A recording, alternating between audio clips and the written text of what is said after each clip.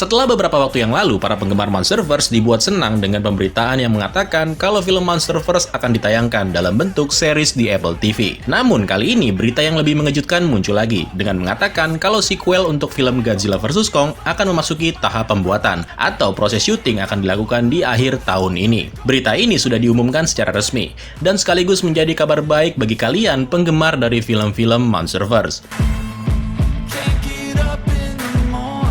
Sequel kedua tersebut akan menjadi film kelima bagi Monsterverse. Pastinya menarik banget, karena yang paling gue tunggu dari setiap film Monsterverse adalah alur ceritanya. Seperti yang kalian tahu, baik film, novel, maupun komiknya terdapat plot hole atau celah yang kadang membingungkan bagi para penggemarnya. Meskipun sebenarnya kalau dilihat secara garis besar, ketiganya baik film, novel, dan komik ya saling berhubungan alias nyambung-nyambung aja. Tapi yang pasti, cerita yang dibangun di sequelnya nanti harusnya nggak akan bertabrakan dengan rencana Monsterverse yang akan membangun ceritanya juga di Apple TV. So, di video kali ini kita akan membahas hal-hal apa aja atau kemungkinan cerita apa yang bisa terjadi di sequel kedua untuk film Godzilla vs Kong nanti. The world needs him.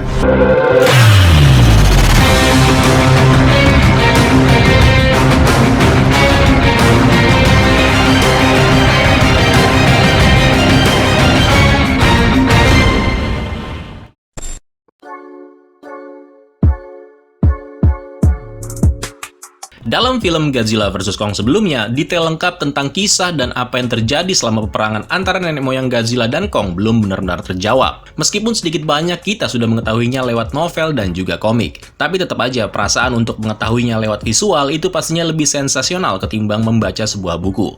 Kalau dilihat dari ending di film sebelumnya, kemungkinan ceritanya akan kembali membuka sejarah tentang Hollow Earth, di mana Monarch kini telah membangun fasilitas baru untuk Kong di sana.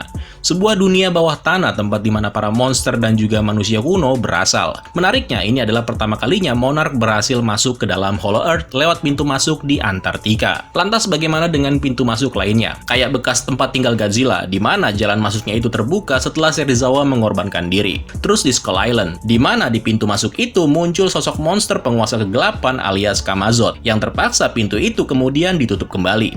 Bagaimana dengan jalan masuk yang ada di Palung Mariana? Dan yang terbaru, lubang masuk yang ada di kota Hong Kong. Apa iya lubang-lubang tersebut dibiarkan begitu saja? Apa iya Monarch bisa menyelesaikan semuanya tanpa adanya kehadiran kelompok lain yang mungkin bisa menyebabkan munculnya potensi bahaya yang baru? Yang bisa aja beberapa makhluk lain memang masih tersembunyi di sana dan menunggu untuk dibangkitkan kembali. Di dalam Hollow Earth sendiri juga demikian. Masih banyak hal tersembunyi yang belum sepenuhnya terungkap. Gua percaya kalau masih ada banyak Titan atau seenggaknya masih ada beberapa yang tersisa di dalam Hollow Earth, termasuk spesies Godzilla dan juga Kong tentunya. Selain tentang asal-usul Hollow Earth, ada sebuah teori dari luar sana yang mengatakan kalau kemungkinan rematch antara Godzilla dan Kong terjadi lagi. Well, hal itu bisa aja terjadi, tapi buat gue pribadi kayaknya bakalan kurang seru.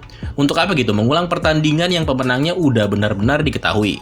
Lagian trigger atau pemicu untuk bisa menyebabkan kedua Titan itu saling bertarung sudah kita ketahui lewat komik-komiknya. Godzilla hanya menganggap Kong adalah sosok yang sama ketika dulu dia terusir dari rumahnya. Begitu juga dengan Kong. Kong hanya merasa kalau Godzilla adalah bagian dari kelompok yang telah mengusir keluarganya keluar dari Hollow Earth. Dan semuanya sudah selesai di dalam filmnya. Kalau memang memiliki dendam yang sebegitu besarnya, pastinya Godzilla akan membunuh Kong di saat dia mendapatkan kesempatan. Begitu juga dengan Kong, dia nggak perlu capek-capek bantuin Godzilla untuk melawan Mechagodzilla. Dari semua keinginan penggemar, mungkin semuanya akan setuju ketika ceritanya nanti hanya berfokus pada peperangan yang terjadi di zaman kuno, di mana semua Titan saling bertarung dengan alasan dan tujuan yang berbeda-beda. Atau apakah ternyata memang hanya ada dua spesies yang berkuasa di Hollow Earth, yaitu spesies Godzilla dan Kong? Atau mungkin ceritanya bisa berfokus pada tajuk yang udah lama banget diimpi-impikan oleh para penggemar, yaitu Destroy All Monster.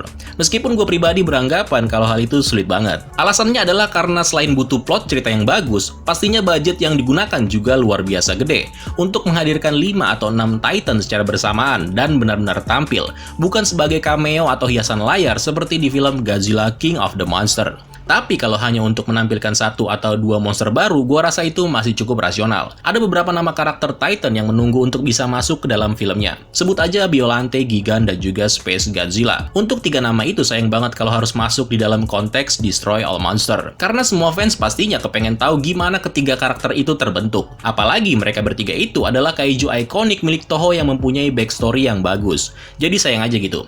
Tapi kalau memang ingin memaksakan film seperti Destroy All Monster, cuma ada satu nama yang kemungkinan cocok banget.